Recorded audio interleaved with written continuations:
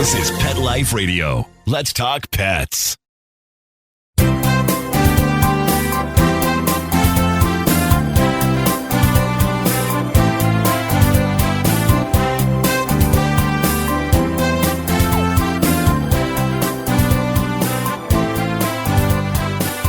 And we are live here on Pet Life Radio's Ask the Vets with Dr. Jeff. Here every Sunday morning at 9 in the West, and also live on Instagram, and saying hello to, we have a request already. So we have to make sure that that is legit, because sometimes people hit the wrong button. They want to just join on the show and they hit request. And when I accept, they're not there. So if this is real, if you really want to request to be on the show, then please, just give me a thumbs up or something, or tell me, yep, this is real, and we will have you come on. So anyway, as you know the drill, here for you, here for your pets, anything you want to talk about, now is the time to ask. I had a very crazy, every time I go away, and I was at a conference last week, and it happens all the time. Whenever I'm away and I come back, people think, oh God, it's great, you had a couple of days off, good for you. I said, no, it's not good for me. Because what happens is that I have the same number of people that are going to come to see me, but instead of putting into 5 days, it's now down to 3 days. And trust me, do I know it? And my clients know it. I pity them, because they wait. And look, I'm thrilled that those who come to see me are okay with waiting. They're not okay with it. They deal with it. But, I always say that I don't think that people would be waiting an hour or whatever it is to see me if I was that bad. So the good news is that trust factor is there. Look, it makes me great, and I'm very happy because I love seeing them. I love seeing their pets. And interesting, what I see all the time is that I think, I don't know if this is just me, or I'm sure they could be like this with other veterinarians also, but the pets really like coming in. I have people tell me as soon as they pull into the parking lot, the dogs are getting excited. And the cats that typically are really tough. I had a lady came in, it was 2 weeks ago, with a cat. She warned me that you cannot clip this cat's toenails. The groomers can't do it. She can't do it at home. And this sweet looking, calm cat turns into a monster. So anyway, I said, okay, look, we'll try it. We'll give it a go. So, I picked this kitty up in my arms, and I'm sitting and I'm kind of petting him, and I'm off the table. Sometimes that table is the clue that says, okay, this is not going to be good. So they already know that. So I get the cat away from the table in my arms. And as I'm just firstly, as I'm talking to the owner, I'm kind of like touching his feet and, touching his toes a little bit. And then I pull out the clipper. I don't make it a big deal about it. And I start just trimming his nails. This cat, I had someone take a video, because when we also had to do some other things with him, we had to clean his ears. So I had him in the back.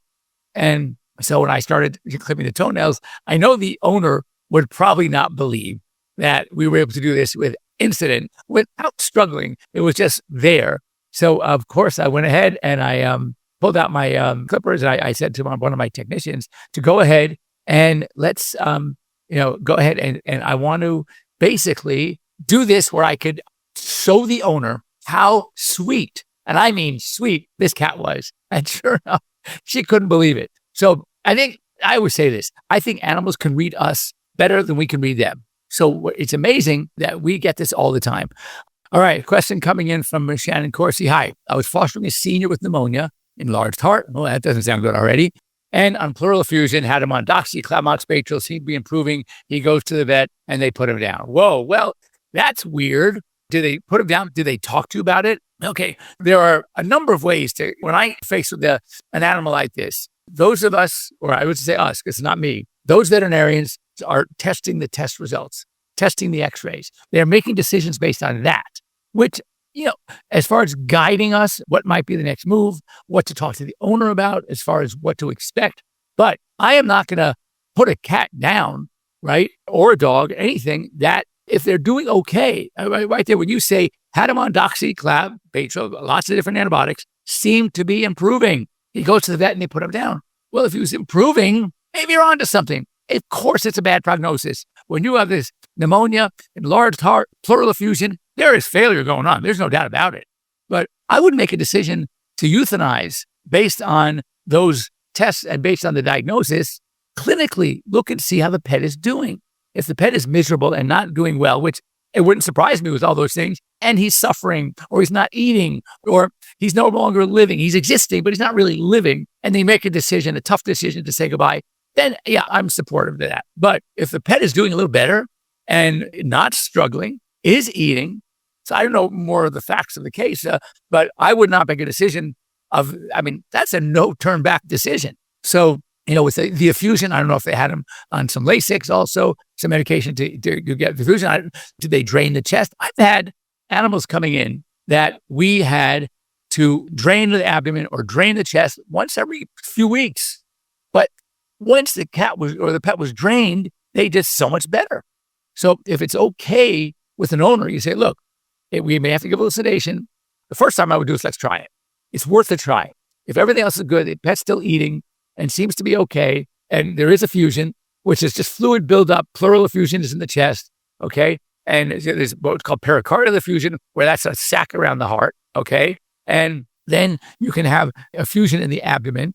All right, that's called ascites. So we don't know always what the causes are. In the case of the bad heart, I would say that's probably contributing to it. And then maybe the other organs. I don't know what the blood tests look like, but I don't like to make a decision just based on all these tests. I kind of want to make how the pet is feeling, how the pet is doing. And if they're still hanging in there and with an attempt to try to make things better, you start a treatment and they are starting to improve, then I would have gone in and said, look, we seem like we're doing a little better. Let's give it another week or two. Let's see what happens.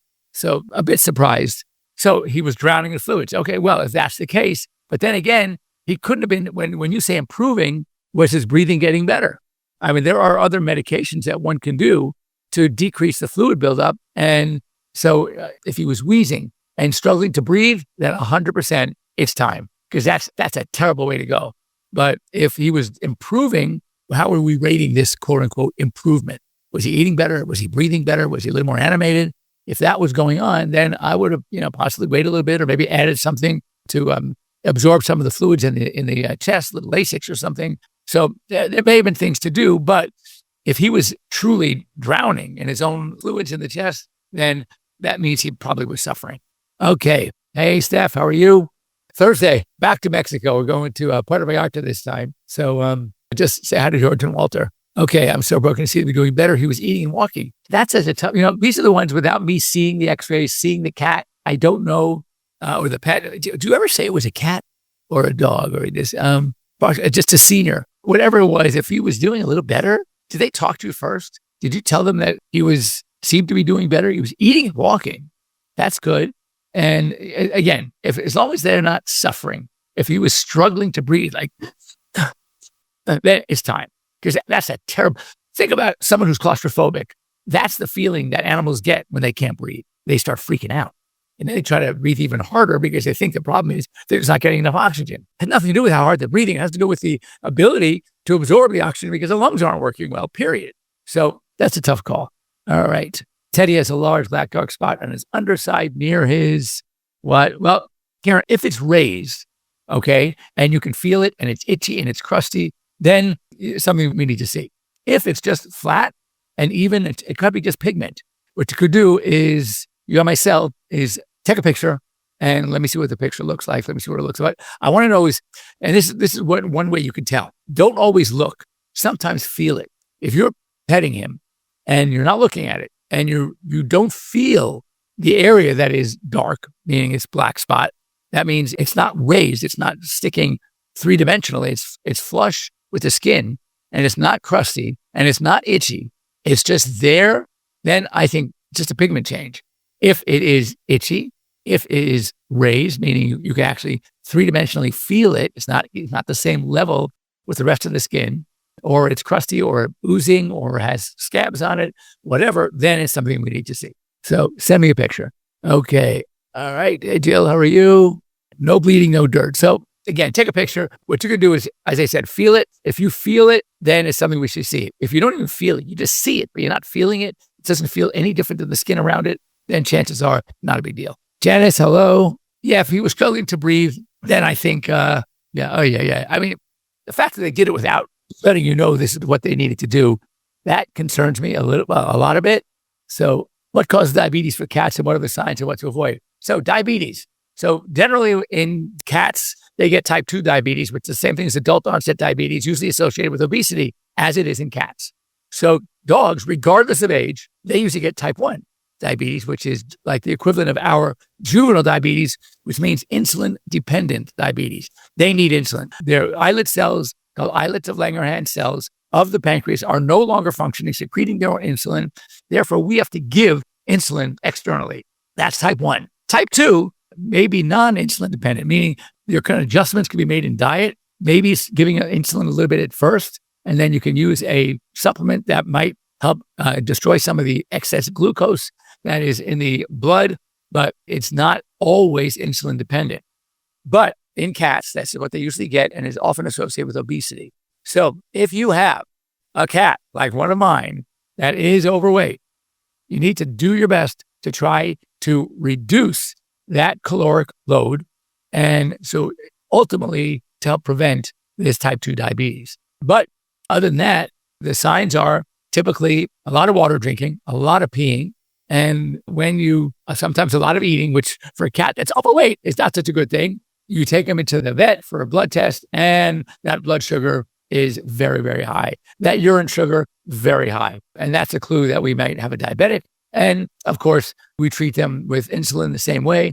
But if it is a cat, there might be ways to ease off the insulin, modify diet, get them to lose weight, and you might be able to treat these without shots daily. Okay. My little girl has a sensitive ear. When I take her to the vet and have it checked, there's no infection. But when you touch the ear, sometimes she'll yell, but not all the time. Okay, so this could be an allergy. So if the ear flap, called a pinna, seems to be very red and inflamed, that might be a clue.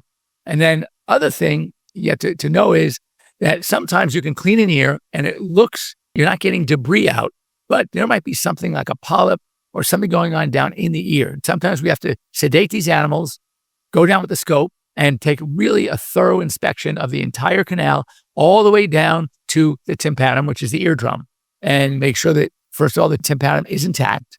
Sometimes it's not, and that can cause some itching. Make sure there is not a polyp or a growth, or sometimes there could be like a piece of something like a foreign body stuck in that ear, and cleaning won't get it out. You got to actually grab it with something called an alligator forceps and actually remove it. So that might be going on. So if we have a persistent problem, the ears appear to be clean. When you clean them, there's nothing more coming out. The next step is to do, under sedation, a thorough inspection of the ear canal. Okay. They didn't even call you.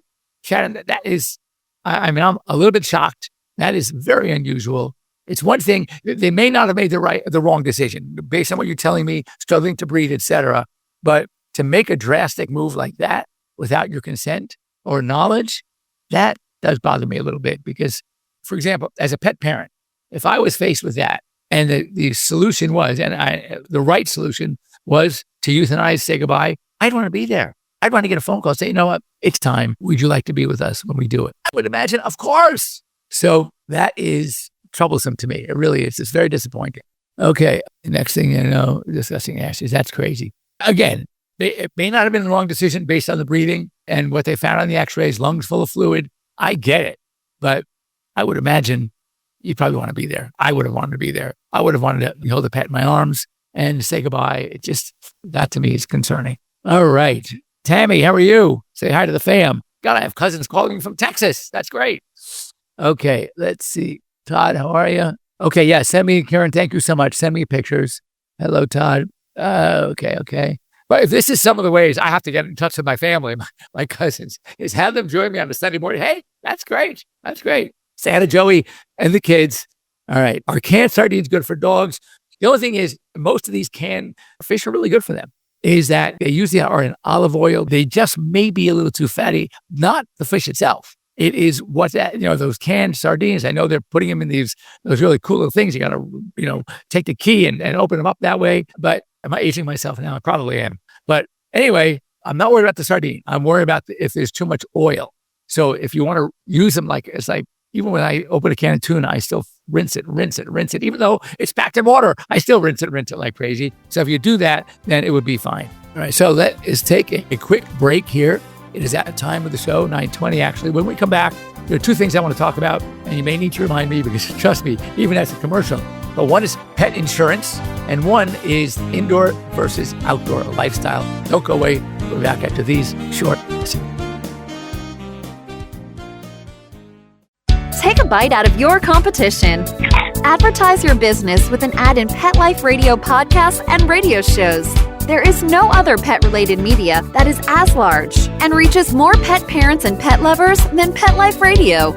With over 7 million monthly listeners, Pet Life Radio podcasts are available on all major podcast platforms. And our live radio stream goes out to over 250 million subscribers on iHeartRadio, Odyssey, TuneIn, and other streaming apps. For more information on how you can advertise on the #1 pet podcast and radio network, visit PetLifeRadio.com/advertise today.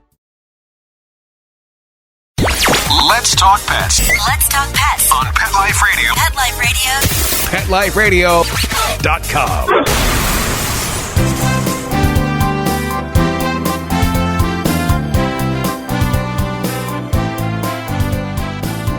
So we're back here live with Dr. Jeff, and we are just talking about the one thing I wanted to bring up before the break about indoor-outdoor lifestyle.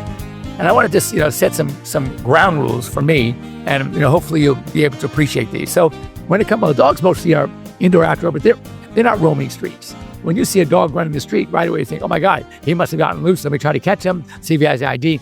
Cats running in the neighborhood, think twice, because a lot of people have cats that are indoor-outdoor and they're roaming around, and that's normal. So, but my concern is in a municipality like LA, where I am, you have dogs, cars, coyotes, feline aids. There are a lot of dangers out there. And if you have these cats that are in and out, then you have to vaccinate them, or at least I would recommend, against rabies and leukemia. And I'm concerned about these vaccines because I just did surgery on a cat that had feline vaccine-induced sarcoma. That is a tumor. And normally, the treatment of choice, that's why we now give vaccines to cats only in the hind thighs, is that if they should get this ugly sarcoma, you can save their lives by amputating the leg, okay? And that's I mean, to think about it, that's pretty dramatic and drastic to have to do, but that will save their lives. Well, we used to give shots like on the trunk, like we do with dogs all the time, then you can't remove it. So I had one, it was relatively new. I did try to remove it. I know I didn't get it all. I think I got pretty most of it. They just said that that the tumors came down to the edge of what I took. So they have to tell me that most likely there might be some on the other side of what I removed. But this cat is doing great. I had to cut into muscle. I was very concerned. Did I ruin some muscle? I tried to save as much as I could. The owner said the cat's walking, the cat's jumping again. And I felt it. Yesterday, I took the stitches out. You feel nothing, no growth. So I'm hoping I was one of the lucky ones that will at least get this cat. I was also an older cat. So if I get it to live an extra year and a half, we're good without having to amputate. So that was a plus. But a cat gets hit by a car or attacked by a coyote. I'm not worried about the coyote giving you rabies. It's just the coyote bite that's going to probably take your cat. So I really think that my recommendation is if you're living in a city like LA. Now, look, one of my cats, as he was found by my daughter when she was still living at home. Now she's my youngest. She's 33 already with 2 kids of her own. But this cat came up to her. She was here. So we've had the cat for a long time, obviously. And so he was an outdoor cat. And we pet him a little bit. He was really sweet. And hey, Keith, really sweet cat. And that was it. The cat took off. A week later, the cat's back. And this time my daughter gives it some food, brings it in the house. I tested I do a microchip check, no microchip, no ID on it. We talked to the neighborhoods, put something out. There was no way. And this cat really, first of all, he's the greatest cat. So he was an outdoor cat or indoor-outdoor, whatever, but he was certainly outdoors. So I was still very careful because if we had a front door open or a window open, he would make a beeline and he would get out. Fortunately, he would come back. He knew where the food was coming from. Now, after all these years, I mean, I can have the door wide open and he'll go to the threshold to take a look. Nothing out there that beats this. And he's right back in. So yes, you can make these cats indoor cats. You have to train them to a litter box, which we did, no problem. And plus at the time he had 4 other friends. Now we got 3, and one of them and he are like Mutt and Jeff. They are inseparable, and that is such a gorgeous, beautiful thing to see when your own cats have such a bond with each other that they don't even need us. I mean, they love it, and he loves being petted. And he's a cuddler. Oh, it's the best. But if you lived like in a farm or a ranch, or you had a barn cat, whatever, then I would definitely say yes. It's probably okay to to have an indoor-outdoor cat as long as the grounds are protected. Now, if you know you're in some place when you see coyotes or bobcats at night, then bring them inside. Make sure they're inside. I wouldn't trust anything. Or if you have a barn, close the barn, keep them inside the barn. But it is possible. But I know that you're going to need to give the rabies and the leukemia vaccine. So make sure if you're going to give those vaccines or any vaccine, even the FERCP PNE, which is a basic cat upper respiratory cat fever vaccine, you want to give them in the thigh and only in the thigh. Do not let a veterinarian give a vaccine anywhere but the thigh, because that is just a recipe for potential disaster. So hang on a second. I'm peeing a lot. Vet told me to keep it a diet, but I'm concerned about his kidney test. Fine. He was diagnosed before with high creatinine. Well, I mean, certainly if he's got, a creatinine and BUN, that is a kidney problem. So it could be that water intake and the urinating is just because of kidney disease. Absolutely. I want to know what the BUN was. Okay, that's important. And what the urine or blood glucose. If the urine is negative for glucose and the blood is normal glucose, then it's not diabetes. It's not diabetes. Then you just got to go with probably kidney disease or early kidney failure, get them on a kidney diet. Again, there's really not a lot you can do. Sub-Q fluids on a regular basis, and you just got to run with it. Older cats, let's put it this way. The truth is that they say close to, as a cat ages, once it hits past 15 or 16, like basically 100% are going to die of kidney failure. Obviously, nothing's ever 100%, but they've lived past the age of getting cancer or organ failure or other dysfunction. It's now up to the kidneys. And just unfortunately, cats weren't built to have kidneys last more than, typically 20, 21, 22 years. Now, my oldest cat I ever had as a patient was 22. I've heard about a 26, and there was some story, I think this past year, of a cat that made it to 36. I don't know. Anything's possible. So one thing I've learned to say, never impossible, but not normal. So anyway, so that's how I feel about the indoor only, and I prefer in a city, if you can try to get your cats to be indoor only, they live longer. They will live longer. Now, obviously, again, that's not a guarantee, because you can have another disease that happens. That can happen to any cat. But generally, it's a rule of thumb, the outdoor cats do not live as long in a metropolitan area as the indoor cats because of all those dangers, the dogs, cards, coyotes, leukemia, feline AIDS, et cetera, et cetera. Now, next, insurance. This probably deserves more of a time than I'm going to give it right now, but let's say this. Here's my tagline. You're going to need it the most when you don't have it, okay? That's Murphy's Law. But now let's talk about insurance. I've been dealing with insurance companies I've been practicing over 40 years. When I first started, they were not a big deal. I'd say at least 30 years. And I get the same complaints from owners. And that is, you got to be really careful, because they make sure they let you know they do not cover diseases that were existing diseases, pre-existing conditions, as they call it. So, that's no big deal. I'll tell you why it's a big deal, okay? I have a puppy that has oral papillomas. Those are oral warts, okay? And very common in puppies. Is it really a disease? No. They can get it at daycare. It's nothing. It's a virus. And they get through the virus, and you're done. Now, let's say 8 years later, 9 years later, you make a claim for a skin tumor, a tumor. They go, oh, no. Yeah, back when he's a puppy, he had oral papillomas. Those are warts. That's a skin, but we won't cover any skin growths. Really? Really? Is that how disgusting you guys are as insurance companies? Let me give you a statistic. When I started practicing, there were like 2 insurance companies. Now there are like 10, and yet only 2 to 3% of pet parents have insurance for their pets. So what does it tell you? Would these new companies be coming on board if those 2, 3, now 10 insurance companies weren't making boatloads of money? Not only that, they're taking your, say, $100 a month. They're taking your 100 and his 100 and her 100 and that 100. Before you know it, they got 100 people, $100 a month, $10,000. They're investing that money. They're investing your money, making it a worthwhile investment, because they're using other people's money as well at the same time. So what's happening? Okay. What's happening is they are making money on that money. So then when you make a claim and you may be one of the lucky ones that need it and they pay it, you're covered. But they weren't using your money. They were using the money they made from your money and everybody else's money. Think of it as a Las Vegas casino. Okay. Now, I don't know how many of you are gamblers out there, but if you look at the casino, the opulence, the people walking around, the temperature, everything about it, do you think most people who go in there play are winning or losing? Think about it. Losing. The house wins. Now, could you have gone to Vegas and had a great weekend and lucky, hit all the numbers? You came home with $5,000? Yeah, it'll happen. Is it going to happen every time? Probably not. So that is insurance. It is a gamble. you might get lucky right here.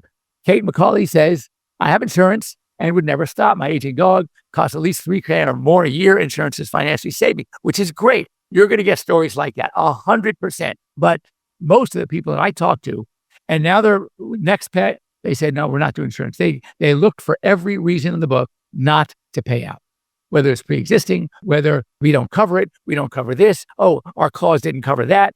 But I think you need something. So here is the solution. And first of all, read all the insurance things really carefully. What are they going to cover? What are they not going to cover? And know in advance. Because if your pet had any of those things that they're not going to cover because of pre-existing, you need to know that going into it. So that's important. And then, so there is my only solution, because I think you need something, is what we call self-insuring. I'm sure you've heard of something called HSA, a health savings account. So what you can do is you can take $100 a month, whatever it is you're going to pay for insurance. You open up an account in Bowser's name, and every single month, automatically, you have no choice. Work it out with your bank. It's an automatic deposit into an interest-bearing savings account. And you put that money away every single month religiously. You don't use it for routine. Don't use it for the dental. Don't use it for the vaccination. It is for that condition, that disease, that hit by car, that dog fight. When you have something that is really going to require some major bucks, hospitalization, tumor removal, whatever it is.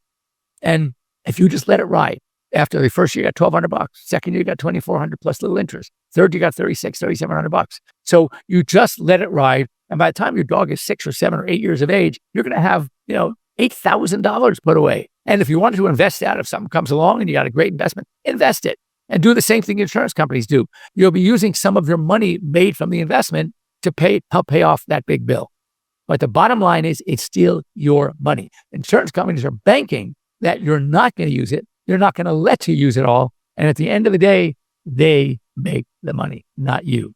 But don't do nothing. I'll agree. If you are not disciplined enough to be able to do that, then pay the insurance, whatever it is, but start young. Always know that when the pet gets older and now you want to start insurance, those premiums are good. I've had clients tell me that their premiums now are $250 a month. That is insane. So anyway, what I would do, so again, her first dog had cancer and she spent all her savings on it. And first of all, it depends which company you're using, what you're going to be paying for. If you're going to get insurance, don't do routine care. Don't do routine care. That will definitely cost you more than they're going to cover, because they won't cover hardly anything. So they cover annual vaccines, maybe a spay neuter, maybe one dentistry, whatever it is. You're going to end up, it's going to cost you more to have it than it is that you're going to get back from them if you use it or try to use it. So, again, start young. The premiums get really, really high if you're starting for the first time. So that's my take. I also I'm just sharing with you what most of my clients that have had insurance, they're either looking for another company, all right, or they are trying to finagle, start with a new vet, mention nothing about ever having had prior existing condition. I mean, the fact that you have to do that, it tells you right there, they do not want to pay out. They want to take your money every month, but it's hard as hell to get the money out of them. So, again, success story like here, absolutely. For, Kate McCauley, absolutely. Then if you had luck with it, go for it. But I'm just sharing with you what most of my clients that have had insurance, they will not renew. And when I mentioned about the HSA, the health savings account, they think that it's a great solution. It may not cover as much, but it's going to cover something. But most importantly, if you don't have a claim at all, think how much you spent on insurance at, say, $100 a month, or if you have multiple pets, whatever it is. So something to think about, look into it. Now also research your insurance companies. Kate, which insurance company, you said you've had others, which was the one that you found is the most amenable and easy to work with? So if you can answer that while I share. Yes. And it says, and hear from Janice, that even if you start younger, premiums go up significantly as the pet gets older. So, again, it's not quite the same. And you have to go through hoops for them to search old records. Let me give you a perfect example. Just to show you how insane this is, that I even had to get involved. Our senior panel, when you have dogs that are senior, based on the lab, they call it a senior wellness. Well, this dog was a very sick dog, and we had to do the senior panel called SA705, full bloods and urinalysis. They were declined. Why? Well, because they ran a wellness panel. You idiots. That wasn't wellness. They call it, the lab, Antech calls it a senior wellness profile. It's the profile we do for older dogs, period. Now I have to write letters, I have to talk to the moron veterinarian at the insurance company or whoever's making these decisions. And that's the problem. You're dealing with people that are so poorly educated. They're told what they do. They're like robots. And they go, oh, you said wellness, no good. Had nothing to do. The dog was not well. The profile named by the own laboratory that we use calls it a senior wellness profile. So it is just crazy. And this is what you're going to be dealing with. So Kate's going with Pets Best. Look into them. But there's Lemonade, there's 24-hour pet wipes, there's so many now. Trupanion. So all these are out there. Do your homework, look into it. But I would be very, very, very careful because Keith got on. Keith is the one I'm working with right now who denied him because it said senior wellness panel. They didn't read the records. They want you to have the records, but they don't read them to see that this was a sick dog that came in and we had to do blood tests. And if we just called it blood test, we called it the lab. It's SA705, a senior wellness. So anyway, so here's one of the ones that has good experience. And there are some out there. Yes, the price went up, but he's 17, has tons of issues and still makes financial sense. Absolutely. So as long as you're getting things as long as you have the insurance, before any of these things, of these tons of issues pop up, then you're okay. But if one of those issues popped up before you got the insurance, oh my God, you're toast. Even if you had a benign growth on the skin, and now you have hemangiosarcoma, which is a malignant tumor inside the body, they're going to say, oh no, had tumor. We don't do tumors. You already had a tumor before. Oh really? Is that how cheap you guys are? So anyway, do your homework. Guess you're going to get me. I'll tell you, as you can tell, you think I'm passionate about this? I think so. So no, it is really frustrating. As a veterinarian, and these people are complaining that they have insurance and they're not paying anything, or they're saying that it was because of a pre-existing. No, it's not. A little skin tumor is not a wart, a mole, a skin tag. No, that's not pre-existing for hemangiosarcoma or lymphoma down the road. So, go figure. But ask these questions. If you're thinking about it, you want to give them scenarios and say, is this going to be a problem? And if they say yes, pass. Do not even waste your money. Because chances are, when you think of the major things that dogs are going to be getting as they get older, it's the vomiting and diarrhea issues, some of the skin issues, skin allergies, and it's a lot of cancers, a lot of tumors. So keep that in mind. Next week, I'll be I'll be live from Puerto Vallarta and using up my weeks that I have to use up. So anyway, I'm almost done. But I won't be traveling that much after this is done. But anyway, taking advantage of it. So we'll be in hopefully some sunshine in Mexico, having a blast. And yes, I will probably be working a little bit on my tan. But anyway, we'll see you next week, but live from Puerto Vallarta. All right, have a great week, everybody, and we'll see you next week. Let's Talk Pets, every week on demand, only on PetLifeRadio.com.